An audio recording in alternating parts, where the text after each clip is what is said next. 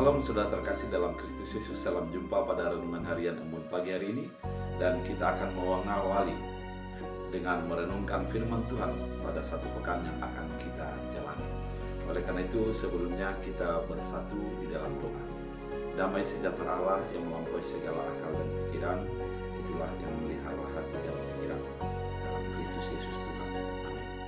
Saudara terkasih, firman Tuhan untuk kita dari Yohanes 1 ayat 9. Dalam bahasa Batak Angkola dikatakan, orang natutu manorangi sandok jolma roh tu portibio. Nah, bahasa Indonesia, terang yang sesungguhnya yang menerangi setiap orang sedang datang ke dalam dunia. Demikian firman Tuhan. Saudara terkasih di dalam Kristus Yesus, ketika Yohanes menyatakan firman ini yang menyatakan menjadi saksi atas kelahiran Yesus Kristus, menjelaskan dengan tepat siapakah Yesus yang sesungguhnya.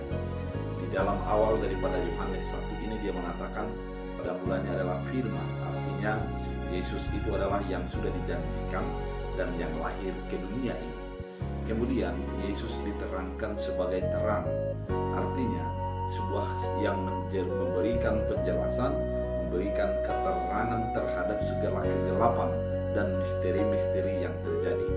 Memang beribu tahun yang dijanjikan atas keselamatan dari keturunan Daud begitu gelap bagi pandangan orang-orang Israel pada saat itu, sehingga ketika Yesus datang menjadi jelaslah siapa yang dijanjikan dari keturunan Daud itu. Dengan kelahiran Yesus Kristus ke dunia ini, maka muncullah terang yang sesungguhnya. Kenapa dikatakan terang yang sesungguhnya? Dia adalah yang memancarkan terang secara iman, secara batin di dalam kehidupan kita sebagai orang percaya. Tanpa Yesus Kristus, kita akan memiliki kegelapan iman, kegelapan hati untuk memahami atas kasih Kristus dalam kehidupan kita. Oleh karena itu, ketika dikatakan bahwa terang yang sesungguhnya sudah datang, maka jelaslah bagi kehidupan kita, kalau kita mengenal Yesus Kristus, maka Yesus akan memberikan keterangan yang sejelas-jelasnya tentang kehidupan sebagai orang percaya dalam kehidupan kita. Ketika kita mempercayai Yesus Kristus, maka jelaslah bagi iman kita atas karya keselamatan yang menuntun kita dari gelap kepada terang, dari dosa kepada keselamatan, dari kuasa maut kepada kuasa keselamatan yang sudah dinyatakan Yesus Kristus. Terang yang sesungguhnya itu adalah terang yang tidak terbatas dan tidak dapat dibatasi oleh apapun.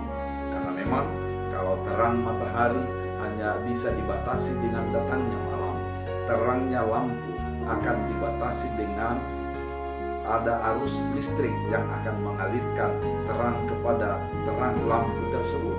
Terangnya lilin akan terbatas dengan habisnya lilin itu. Namun terang yang sesungguhnya, yaitu Yesus Kristus, ialah terang di dalam kegelapan mata, kegelapan batin, kegelapan berpikir, dan kegelapan segala tindakan-tindakan yang akan kita lakukan. Oleh karena itu, saudara terkasih di dalam Kristus Yesus, ketika kita mengatakan Yesus adalah terang, maka kita akan melakukan segala kehidupan kita dengan tuntunan Yesus Kristus. Kita tidak mungkin bisa berjalan tanpa Yesus di depan kita yang menuntun kita, mengarahkan kita melakukan segala sesuatu yang dikehendaki oleh Allah.